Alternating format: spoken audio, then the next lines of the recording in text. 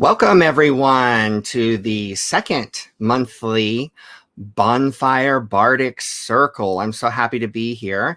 I have several awesome guests today that are going to share and perform for you. But before we get started, just a reminder, grab a candle. If you haven't already got one, go get it now. I'm going to give you a few minutes, to grab your candle. We're going to light the candle and sing the song to welcome in spirit before we begin. So as we're waiting for everybody to get their candle, I just want to thank you so much for the wonderful response we got from last month. And I think that it's going to snowball. It's going to grow and it's going to grow and it's going to grow. And I hope that we create this big performing community where we can all share the blessings of the gods with each other.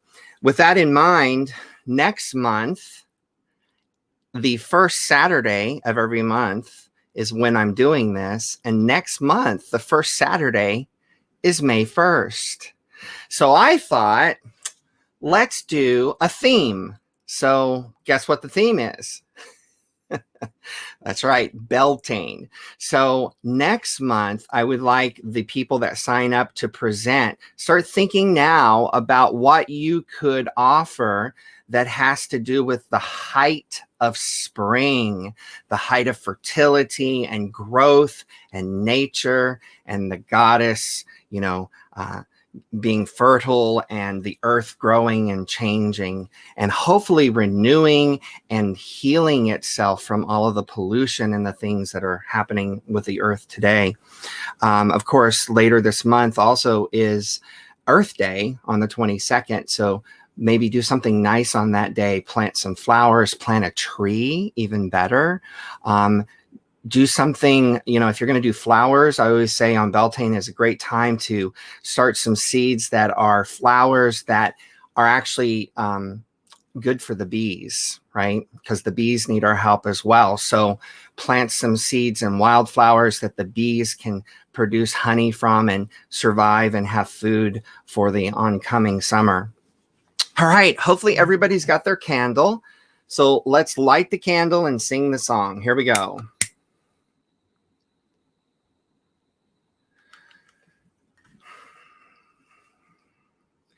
We light the fire within our heart. We light this fire till merry we part. Bless us all that gather here in perfect love and trust adhere. We light the fire within our hearts. We light this fire till merry we part. Bless us all that gather here in perfect love and trust adhere. One more time. We light the fire within our hearts. We light this fire till merry we part. Bless us all that gather here in perfect love and trust adhere. So mote it be. Okay, my first guest today is Tracy. Hi, Tracy. Hi. So Tracy's coming all the way from Illinois to share a story with us. What do you have for us today? Okay, I have a short story that I wrote this past summer, and I'm just going to dive in and hopefully you enjoy it. Once there was an old woman who lived alone. Her little house was tidy and she kept busy in all sorts of interesting ways, but she always kept to herself. Now, she could hear the sounds of the people in the distance, sometimes laughing, sometimes shouting, but they were far away and she never went to see what the laughing, the shouting was all about. She had people herself once and she missed them, but she hated the shouting more than she missed the laughing. So she took the good with the bad. She had animals once too, but they were gone too soon, and she missed them. But she was afraid to get more in case the day came where she couldn't take care of them. Some days, she even wondered if she could take care of herself. She did, though, and kept on that way for a very long time. She never bothered to feel lonely, but there was always so much to be done along the way. And along the way, she forgot that loneliness is just a way of being, not a thing you had to do. The thing she did not forget, though, is that even if you were lonely, you can still be happy. And many things made the old woman happy. Her books made her happy, and her garden made her happy, and remembering long talks with her friends who were now far away made her happy. Sometimes she thought she could hear her friends, a snippet here and there in the corners of her mind, and it always brought her back to time that she spent with them. At times, she would still talk to her animals, telling them each what good boys they were. She felt a little silly talking to them, but she always made sure to anyway, because just in case they were listening, she didn't want them to worry that they weren't good boys. One day, the woman was home keeping busy in the garden when she was startled by a man who came knocking. He was a small man, but one hardly noticed when he laughed, as his laugh was warm and large and made everyone around him laugh as well. He laughed very often. As she paused from her work and straightened up, she brushed a wisp of gray hair out of her eyes and thought a bit crossly, well, now, what's this interrupting my work today? But what she said was, yes, how can I help you today? The little man smiled and leaned back a bit and simply said, well, hello. And no more, as if he had all the time he ever wanted stretched out in front of him. The woman realized that although she had been hurrying in her task, there was no real rush, and she was only working toward the end of the task for it to be over and for no other reason. Somehow, thinking that made her smile. And so she took a moment and then said, well, as long as you're here, you might as well tell me a story. Hearing this, the little man smiled himself, and he did just that. He told a story of a lost princess. Or perhaps the princess wasn't lost at all, but her father, the king, couldn't find her, and though he searched for her his whole life, he never found her. The old woman was a bit sad when she heard this story, but the little man laughed and said only, but the princess story is a happy one, because she grew up never knowing she was lost and had many grand adventures all on her own, and even the king was happy about that. The old woman considered this and grew happy again, knowing that for every sad story, there is at least one happy one, and sometimes even more. After that, even an afternoon alone in the garden is a happy story of sorts. Well, the little man stretched and groaned suddenly and announced that he must be on his way. The old woman was startled to realize that she didn't want him to leave and asked if he would stay a bit. The little man agreed, but told her the price for him to stay would be a story that she must tell him. She thought for a moment and then told him sorrowfully that she had no stories to tell, as she was not an interesting sort of person who went on adventures. No, she was really a rather ordinary sort of person that had spent all of her life only focused on doing the next thing to be done and had grown old without gathering any stories worth sharing. The little man considered this carefully. He told her that if this were true, then she didn't have to tell a story, but he wanted to take her a little way down the path that led away from her garden toward the woods. And there she would meet some friends, and they would tell her stories of their own. The woman didn't think about it at all. She simply closed the gate and marched off behind the little man, whose delight at her joining him caused him to laugh and laugh. They walked a very short way to a bright clearing where a small group was gathered. It was such a short way that the old woman wondered how she had never known that a group gathered right here, just a few steps down the road. She wanted to ask them how long they had been meeting there, but was too shy to inquire. It likely wouldn't have mattered if she had a mind to ask either way, though, for almost immediately, the first woman launched into a story. It was a fascinating story where a young girl was attacked by a monster, but got away before the beast could devour her, and later a knight returned and slayed the monster, and the girl was safe. When the story ended, the other women gathered around the storyteller and thanked her for her story, hugging her, murmuring comfort, and it occurred to the old woman that the storyteller and the girl in the story were one and the same. The old woman grew even more shy, as she had never met a princess before, not even a grown-up one. Then the other women began to spin their tales, ones of ghosts and demons, of true love and promises broken. But they also told stories of lost children finding their way and parents reunited with them, and stories of fantastic quests to faraway lands. Each tale was more magical than the last, and suddenly it was clear that this was no ordinary gathering, but that these women were witches, come together to spin magic with their stories. The old woman was startled and more than a little afraid. She looked about for the path back to her cottage, but could not quite make it out. As she cast about her, she discovered that the little man was gone, and she was truly alone with the witches. When the witches turned to her expecting a story, the old woman didn't know what to say. The little man had tricked her, and now she owed a story not to him, but to the witches. She was very afraid, but with no way back to her safe little cottage where the doors and windows closed out witches, she knew she had to think of a story quickly. She began to tell a story that wasn't very interesting at all. It was about a best friend she had when she was a little girl and how it hurt her when he didn't want to be her best friend anymore. It seemed terribly dull and short compared to the wonderful story the witches had told. But they all began to murmur comfort and give her hugs. And then they asked for another story.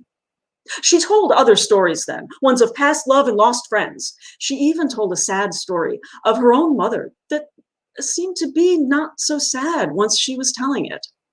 The witches were delighted and insisted the woman continue to tell them stories, and so she did.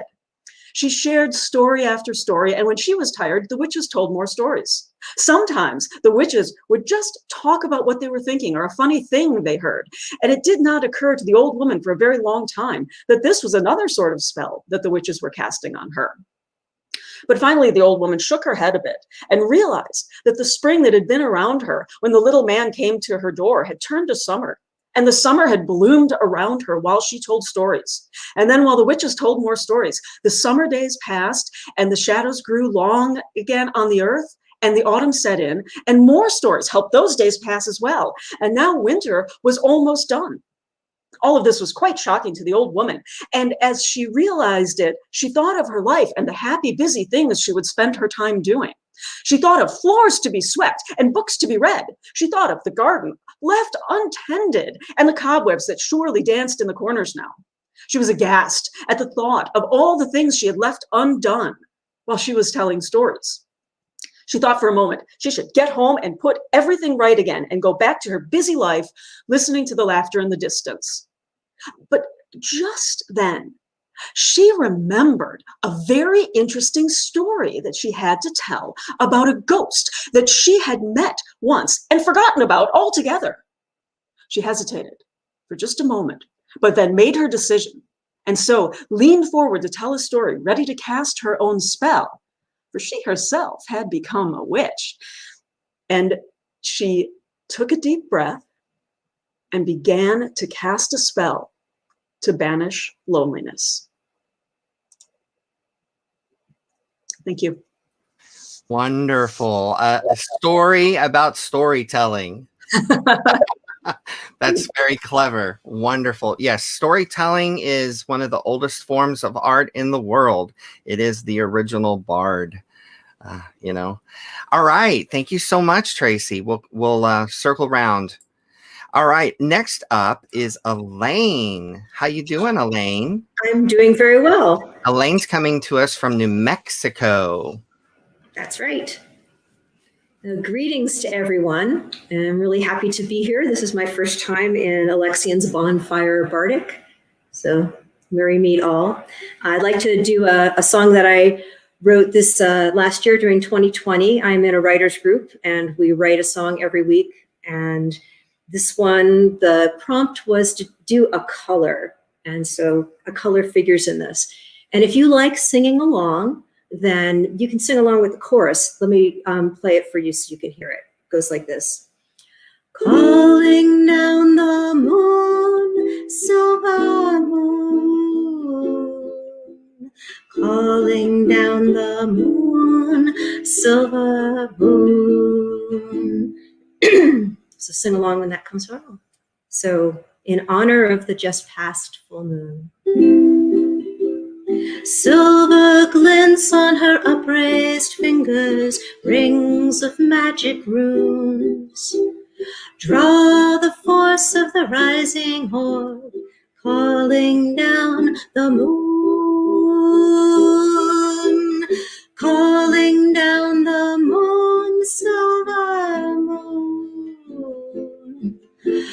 Calling down the moon, silver moon. She's a muse in the moonlit glade, singing a goddess tune. Luna hears her sweet voice sing, calling down the moon. Calling down the moon, silver moon. Calling down the moon, silver moon. Her prayer dances with the silver rays, asking for a boon. Her worship returns the energy, calling down the moon. Calling down the moon, silver moon. Calling down the moon, silver moon. Since the beginning of womankind, we have been attuned, bathing in her blessed light, calling down the moon. Calling down the moon, silver moon. Calling down the moon, silver moon. Calling down the moon, silver moon. Calling down the moon, silver moon. Ooh, ooh, ooh.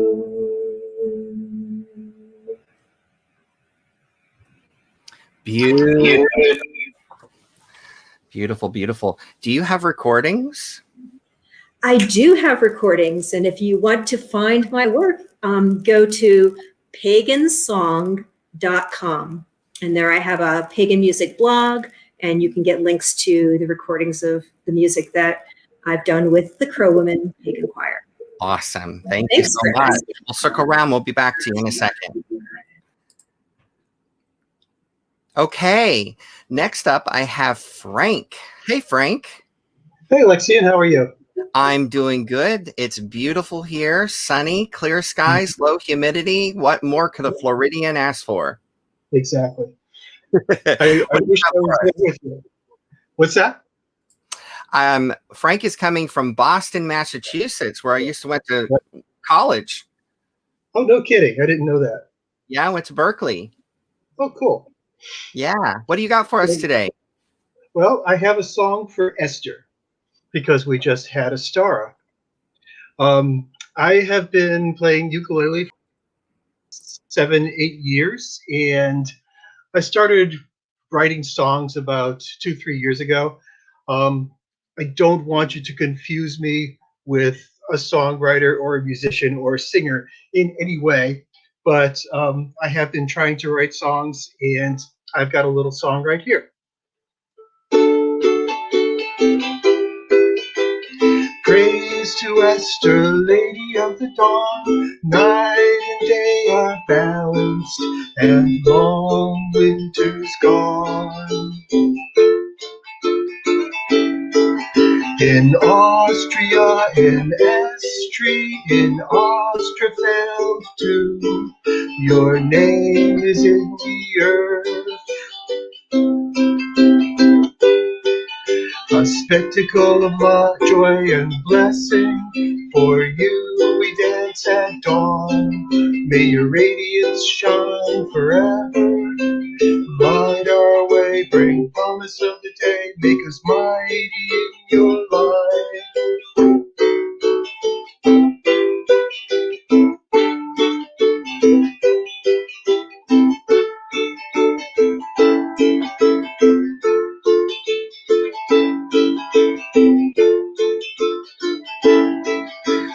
bring us new beginnings. You drive the passion of spring. By you we know our worth. Praise to Esther, Lady of the Dawn. Night and day are balanced, and long winter's gone. You're a spectacle of joy and blessing. For you we dance at dawn. May your radiance shine forever. Light our way, bring promise of the day. Make us mighty in your light.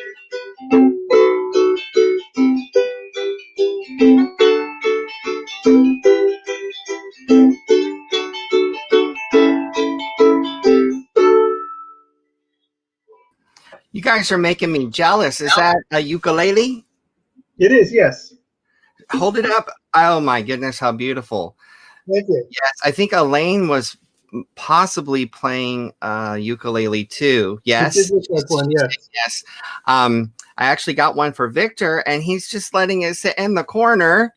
I'm going to have to pick that thing up and start learning how to play it. That's Absolutely. gorgeous. Thank you so much. So when did you write that? I just wrote this over the past month. Oh, okay. New song then. Yeah, after I signed up for this, and we had a star right there, so I was inspired to write a song for Esther. She doesn't really get included very often in a lot of bardic myths and stuff like that. Yes, yes. Well, thank you so much. Okay. Okay, so now we are going to New Jersey. Little hop skip over from Massachusetts. Hi, Anita. Yeah, Get back on camera for me.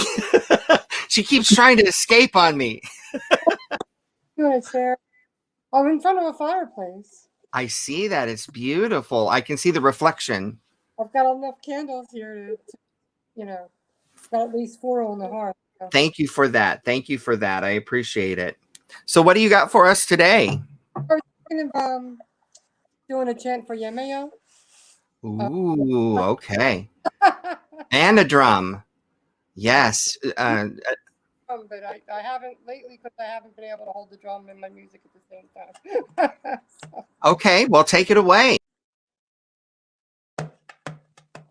Yemeo, Yemeo, Yemeo, Yemeo,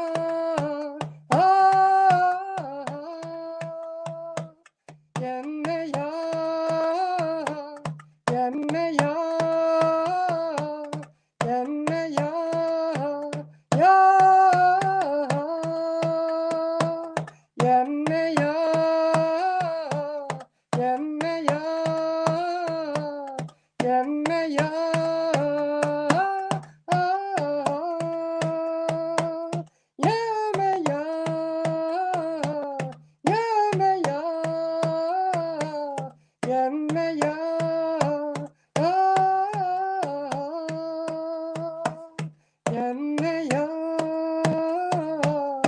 Yemeo, Yemeo,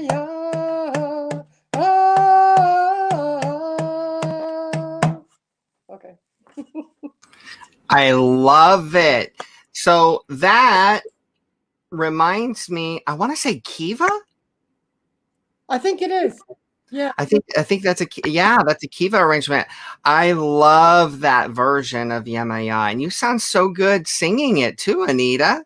I heard them a lot when I used to go to Free Spirit all the time. So in fact, I think I've went 23 years actually, but Kiva was their house band. Up in there, I'm sure they were up in that area. That was so wonderful. I love the drum playing too. Thank you so much. Thank you. All right, we'll circle around. Get ready for another one. Okay, I think I'm gonna go all the way back. Tracy had a long story, so it kind of counted as 2. So I'm gonna skip her this time round and go to Elaine next again. Welcome back. Hello again. Okay, take it away. All right. So we all know what the law of 3 is, right? What you do comes back to you amplified. And this is a song about that. The law of three says what you said give out, then the world gives back, and the world gives back, and the world gives back, and the law of three says what you give out, then the world gives back, and the world gives back, and the world gives back, and the law of three says what you give out, then the world gives back, and the world gives back, and the world gives back to you. Look up from your phone, look up everyone. Get out of your own head, think of others instead. That woman with the crying baby feels bad about it already. With a word of encouragement, you give her flagging spirits nourishment. Look up from your phone, look up everyone. Get out of your own head, think of others instead. Look up from your phone, look up everyone. Get out of your own head, think of others instead. Someone feeling alone, you could call them on the phone or send a handwritten letter. Connection makes us all feel better. Acts of kindness are like ripples in a pond. Toss your pebble in, pass compassion along. You don't know when you'll save someone. The law of three says what you give out, then the world gives back, and the world gives back, and the world gives back, and the law of three says what you give out, then the world gives back, and the world gives back, and the world gives back, and the law of three says what you give out, then the world gives back, and the world gives back, and the world gives back to you.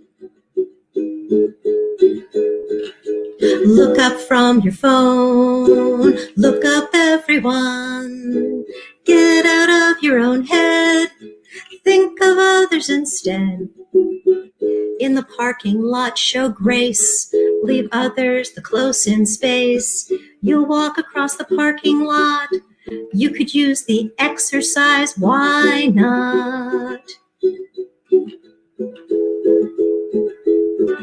Sure, it's true, people should be kind to you, but all you control is what you yourself do.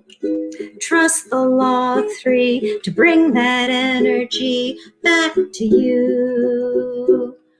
The law of three says what you give out, then the world gives back, and the world gives back, and the world gives back, and the law of three says what you give out, then the world gives back, and the world gives back, and the world gives back, and the law of three says what you give out, then the world gives back, and the world gives back, and the world gives back to you. Look up from your phone, look up everyone. Get out of your own head, think of others instead. Look up from my phone, look at everyone. Get out of my own head, think of others instead. Yeah, look up from our phones, look up everyone. Get out of our own heads, think of others instead. Yes, do. I wrote that last summer. That is a very clever song. I love it. That is so cool. Thank you so much. We're going to circle around because we're going pretty quickly. So I bet I'll come back to you in a minute. Okay. Thank you. Okay. All right. So this is your friendly commercial.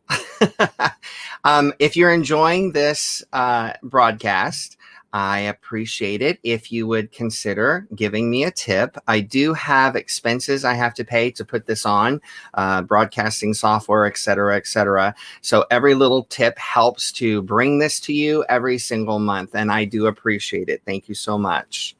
So that's at alexianmusic.com/tips.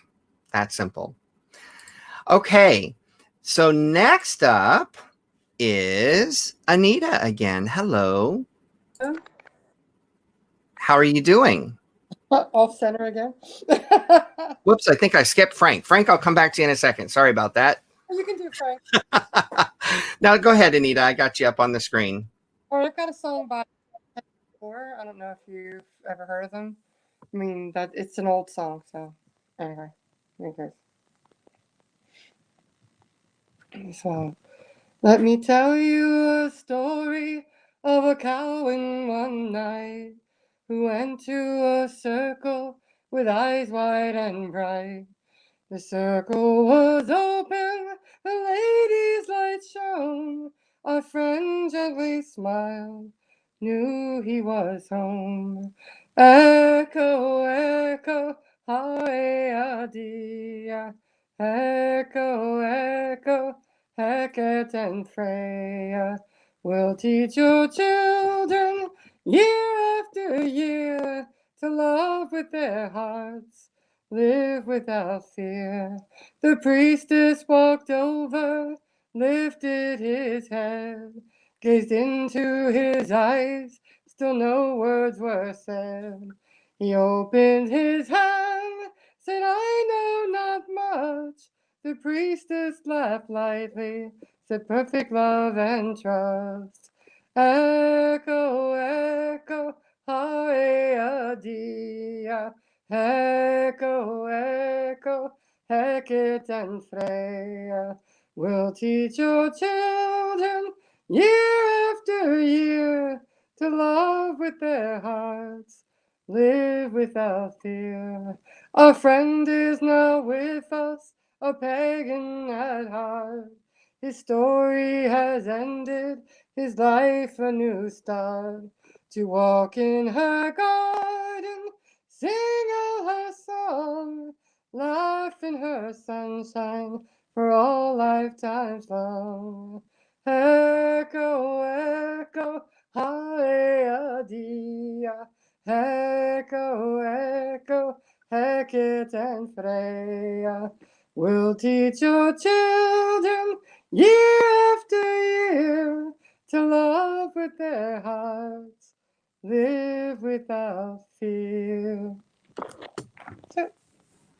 Beautiful. I'm just enchanted by your voice. Back on camera. Stop running away from me. I'm so happy you're singing again. Me too. It's really helped me breathe. Thing is a good thing. Absolutely. Absolutely. Thank you so much. All right. Don't go away. All right, Frank, I'm coming back to you now. Okay. All right. How you doing? I'm doing well. What do you got for us? Okay, I have a song about one of my cats that I used to have who passed away a few years ago. Of course, I remember all of the cats that we've had in our family, think about them. This cat taught me actually something very special. We adopted him and his sister from a shelter who rescued them from an abusive situation. And so they were always very, very scared little kitty cats right from the start. And the female came out a lot faster and learned a lot faster that things were okay here. He took a little bit longer, and he got better, but he never really, really got better. And in the long run, he taught me patience and acceptance. So for all of our cats that we've had, this cat in particular really taught a special lesson to me. And I call this song In the Scheme of My Soul.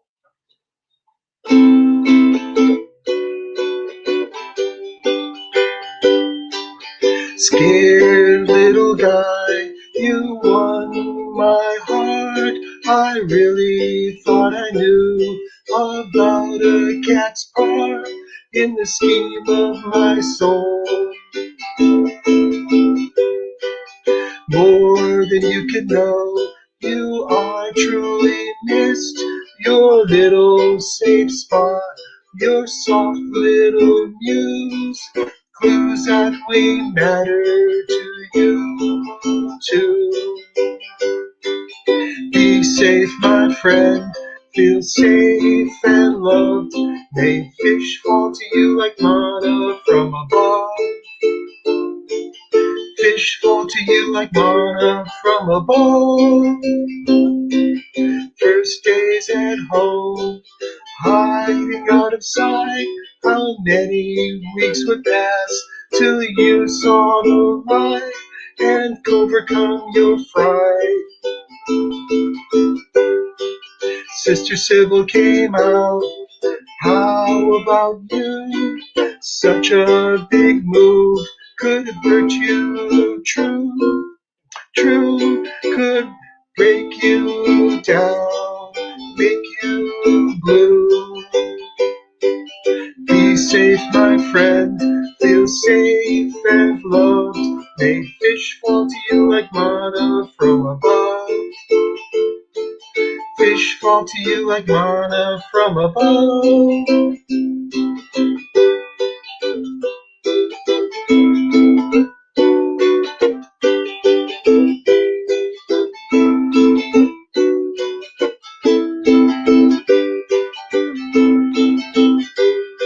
Scared little guy, you came out at last. I thought I deserved more. That more was you in the scheme of my soul. You in the scheme of my soul. Despite the mess ups. I love it.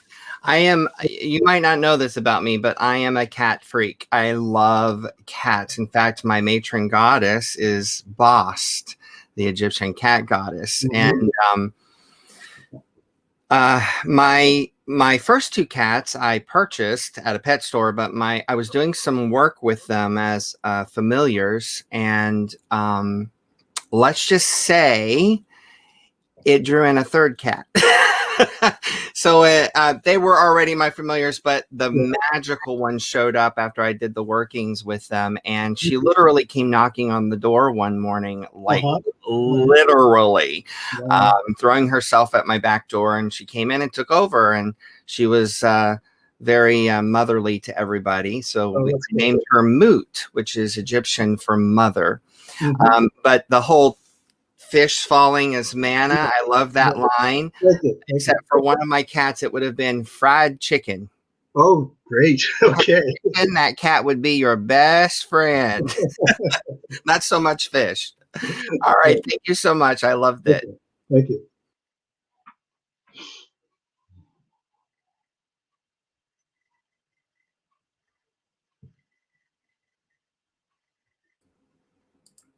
I did that wrong.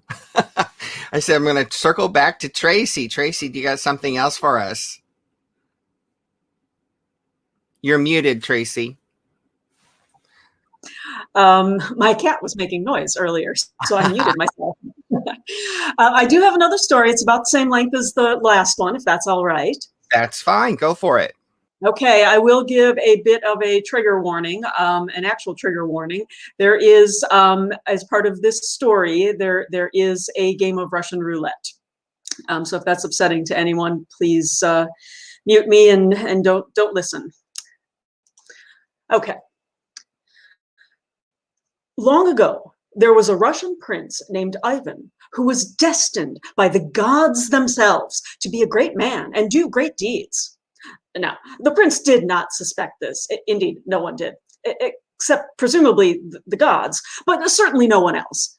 Consequently, Prince Ivan was not particularly inclined to study or read or philosophize or, frankly, engage in any of the sort of activities one would expect from someone destined for greatness. In fact, the prince found that he far preferred to engage in behaviors of a baser sort, such as hunting and attending parties and enjoying carnal pleasures. And truly, who would be in a position to tell the prince that he should live his life in a more serious and studious manner? Except, of course, his father, the king, and his mother, the queen.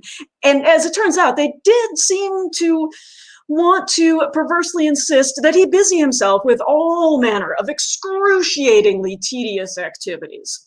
They assigned him teachers and coaches and tutors who, while they couldn't precisely insist that he apply himself to his studies, they could certainly report when he did not do so back to the queen, which they did, and unsurprisingly, this never ended particularly well for the prince. And so one year it came to pass that the prince decided that it would be far more palatable to spend some time not at the king's castle in the midst of the kingdom, but rather at a castle in the very northern part of the kingdom, where the hunting was as untested as the village maidens. And so the prince suggested to his father that the northern commoners had been too long without seeing a member of the royal family, and that they may indeed forget where their loyalties lie. Now, the king was a man who was loath to imagine losing even the tiniest bit of his power. So the thought of the northern villagers forgetting their love for him was very painful.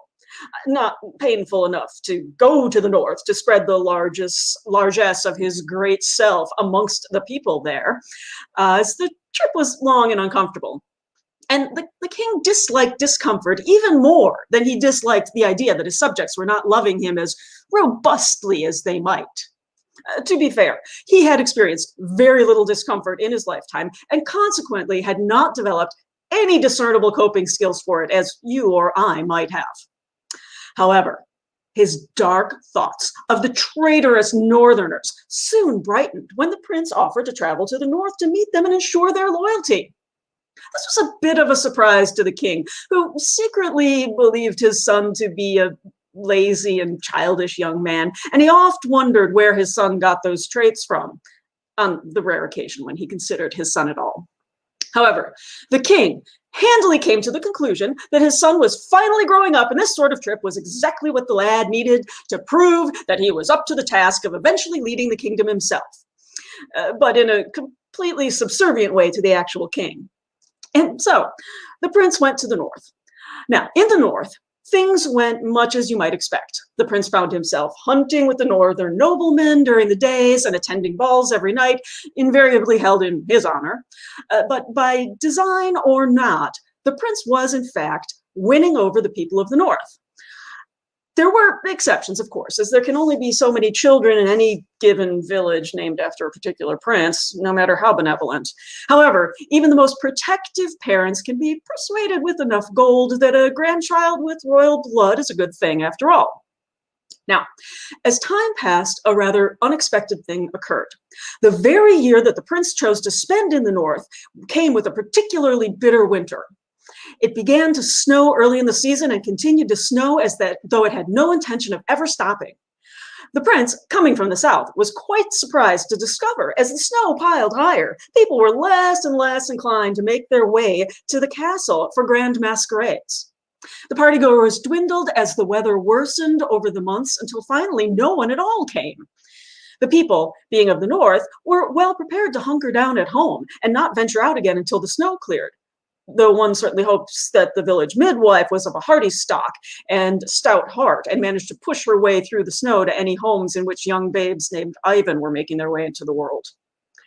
At any rate, back at the castle, Prince Ivan was all alone with no one to entertain him. Of course, the servants were there, but was he to talk to his tedious manservant or the simpering girl who tended the chickens? Should he be expected to listen to the dim-witted stable boy or share a repast with the lumbering cook, the cook who was unable to even poach an egg correctly on her best day? The cook? No. Prince Ivan found himself left to his own devices, which were woefully lean. During the day, he stalked morosely around the castle with no diversion but to rail at the servants for imagined faults. The evenings found the prince sulking in the vast study filled with books that a lesser man might have called a library. One might think that it would eventually occur to the prince to crack open a book and peer into the riches within, but one would be incorrect. No, the prince just sat by the roaring fire and drank vodka, remembering the vast parties that once kept him amused. For a while, Prince Ivan's self-pity did distract him, but even that eventually grew tedious, and so he hit upon the clever idea of pulling out his entire gun collection and cleaning them in anticipation of the coming spring. For no matter how long the spring seemed to be taking, surely it would come again. And so it was that the prince was by the fire one night when he pulled out his very favorite gun for cleaning. This gun was a beautiful revolver given to him when he was a child. It was perfectly balanced, and it shone in the firelight as if it had terrible ideas that it would talk you into later. It was not strictly a hunting gun, but Prince Ivan wore it at his side whenever he went hunting because he believed, and rightly so, it made him appear very dashing.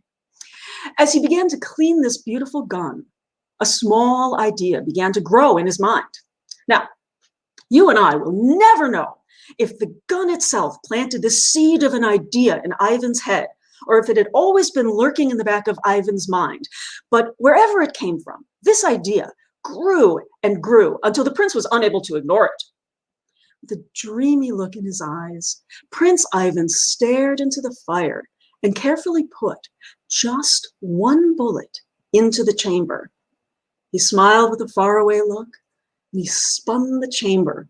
And ever so slowly, the barrel of the gun began to move lightly through the air, drifting until it, oh, so gently caressed Ivan's temple. Now, you might think that the cold barrel of the gun against his head would have shocked Ivan back to whatever passed for reality, but it was not so. He simply kept smiling as his finger squeezed the trigger slowly and steadily until, click! The hammer hit on an empty chamber. Well, once that happened, Ivan was surely jolted back to reality and shaking so hard he could barely stand. Prince Ivan threw the gun down and left the study to retire, though I can tell you he got no sleep that night. He tossed and he turned and he cursed himself for his foolish and reckless behavior. The next day, he stalked about so energetically one could barely tell that he was still morose. He forgot to yell at the servants, and he even ate his eggs with no complaint. With all that, though, Prince Ivan still found himself back in the study that same night, where his gun reproached him from the floor where it had been left. Well, Prince Ivan thought to himself, I can't just leave it there on the floor. And so he found himself picking up the gun, ready to remove the bullet and put the whole affair behind him, chalking it up to some sort of winter madness. But then, quite by surprise, the prince did not remove the bullet. Instead, he spun the chamber yet again, and the gun drifted yet again toward his temple, and his eyes looked far off until, click! Nothing happened. And so it started that night after night, Ivan would go to the study and take up the gun, and it would float to his temple, and click, and click, and click. And nothing ever happened. After far too many nights to count, it began to occur to Prince Ivan that there is no way it was merely chance that was keeping the gun from driving a bullet into his head. No, there was only one explanation. The gods had a plan for Ivan. The gods would not let Ivan die because he was meant for something great. There was a reason Ivan couldn't die. This excited Prince Ivan in a way that he had never felt, and suddenly his hunting and his parties seemed pale and uninteresting. And as it happened, Ivan figured all this out just as that terrible, terrible winter began to release her grip.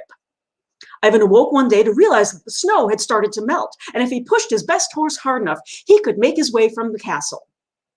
And so it happened that Prince Ivan suited himself up against both the cold and the protestations of the stable boy and struck off on his horse one spring morning to go and meet the destiny that the gods had waiting for him. It was a cold morning and still dark, but Ivan rode with valor in his heart and thoughts of the great deeds that lay ahead. As Ivan approached the wood that lay between the castle and the villages beyond, he was so lost in thought of his future heroism that he never even heard the wolves howling to each other as they approached him and his horse. When they reached the wood, the wolves closed in and took him and his horse down in a moment. You see, it had been a very bitter winter, and the wolves were hungry.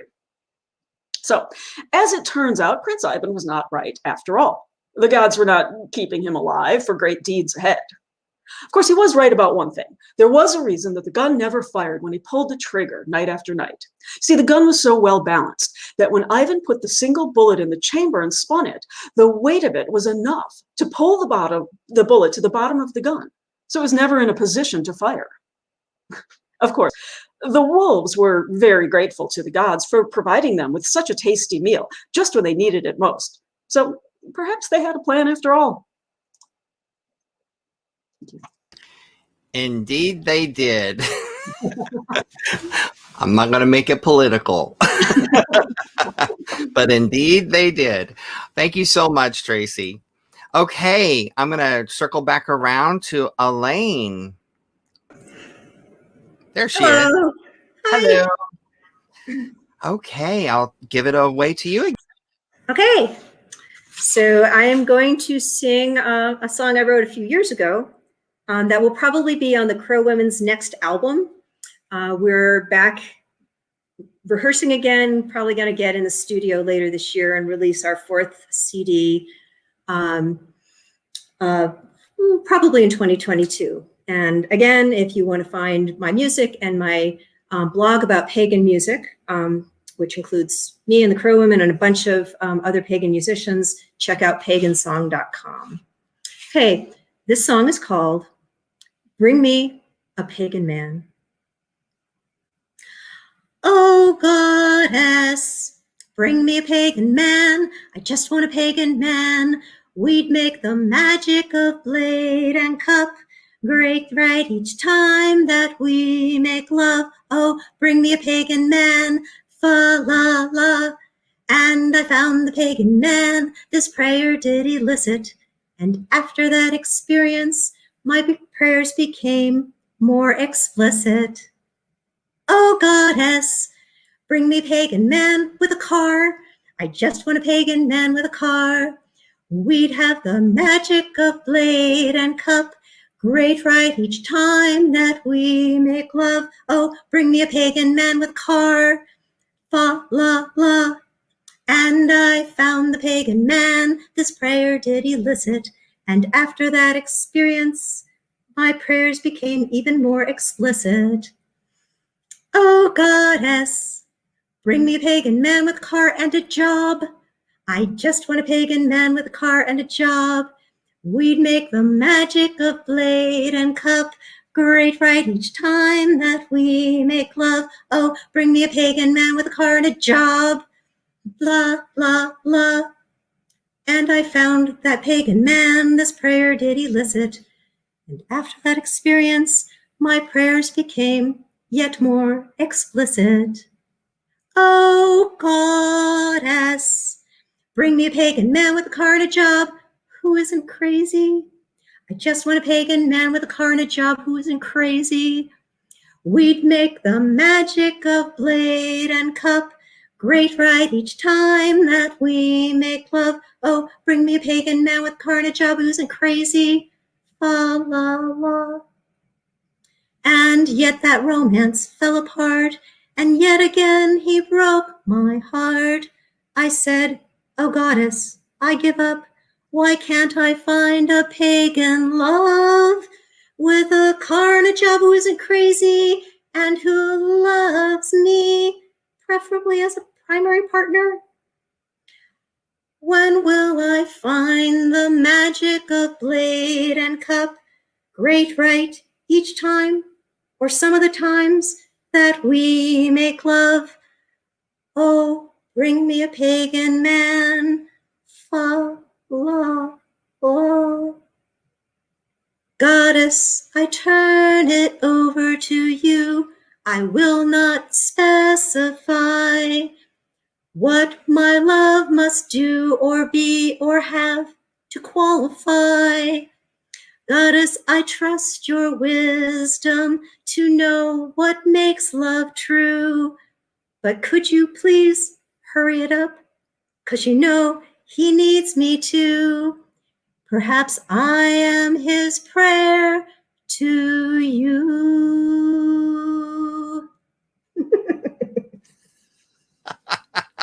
We're over here cracking up. I can hear Victor like hysterically laughing from the other room across the house. So that's a lesson in magic, isn't it? Absolutely. I always teach my Wiccan students in the coven, you know, when you do magic, you have to be very specific on your intent because you're going to get exactly what you ask for. So be specific. If you're general, that's what you get, right? Right. Don't be vague when you're calling on the goddess. That's right. You got to be specific. Thank you so much. Okay, Frank, you're back up. You're muted, Frank. Here we go. There we go. Great. Okay, the name of this song is Very Nice to Fly.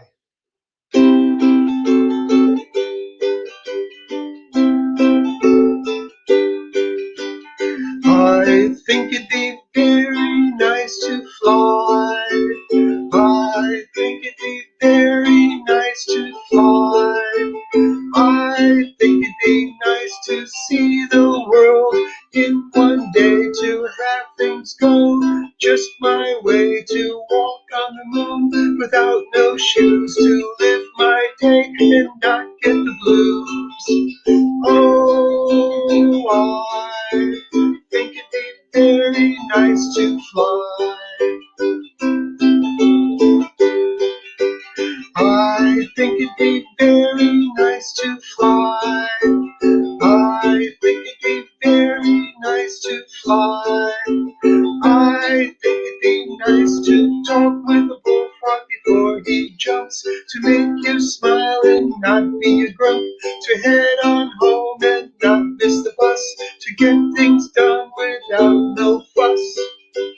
Oh, I think it'd be very nice to fly. Well, bees can fly and pigs can fly, if happy little bluebirds can. Why, oh, why can't I?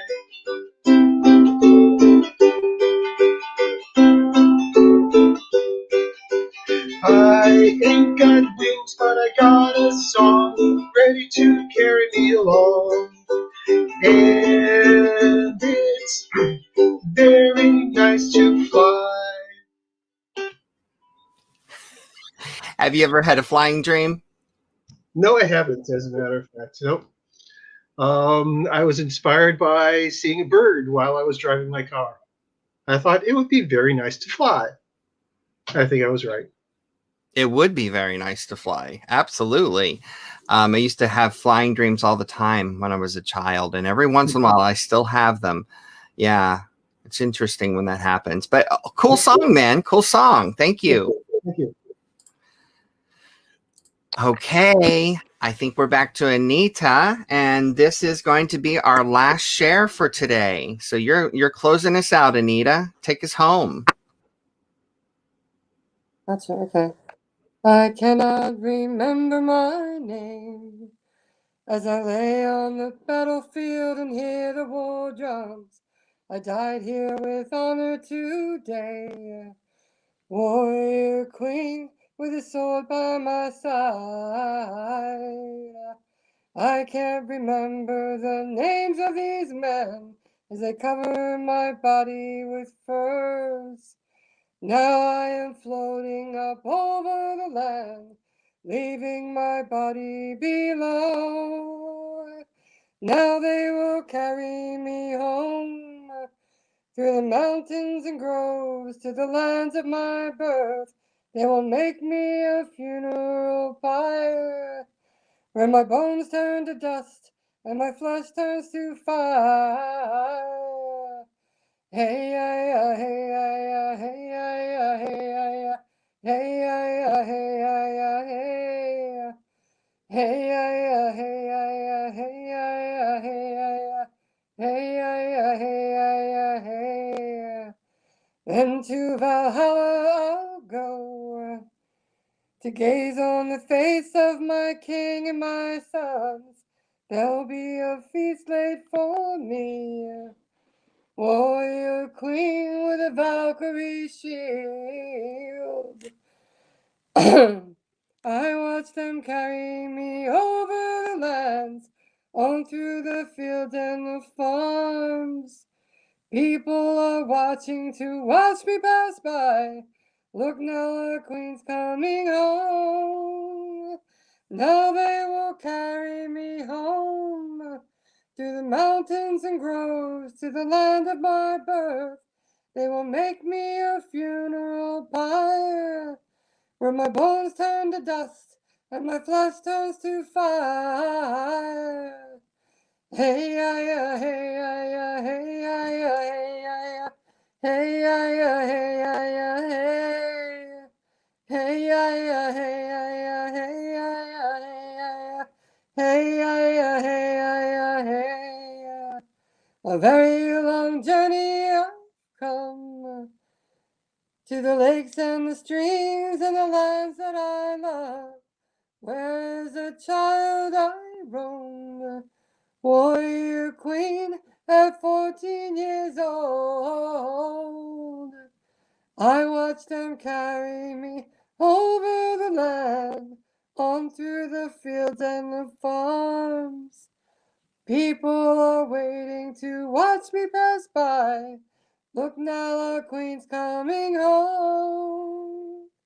Now they will carry me home, through the mountains and groves, to the land of my birth. Set flame to my funeral pyre, and my bones turn to dust, and my flesh turns to fire. That's it. Awesome. Wonderful, wonderful. Anita has joined my Spectral group. If you don't know what Spectral is a voluntary group that you can join at alexianmusic.com/spectral. And basically, the people in Spectral are going to be singing background vocals for my recordings. And I'm also looking for dancers. So if you're a dancer, belly dancing, tribal dancing, just plain old bonfire dancing, I'm looking for dancers as well to be in my music videos. So community of performers to be on my music. So check that out at alexianmusic.com/spectral. Again, if you enjoyed today, check out the tips page at alexianmusic.com/tips. I appreciate it. Every dollar helps keep this going month to month. All right. So just as we started, we are going to end it with a song and the extinguishing of the candle. Okay. So this time I think I'll sing. May the circle be open but unbroken. May the love of the goddess be ever in your heart. Merry meet and merry part, and merry meet again.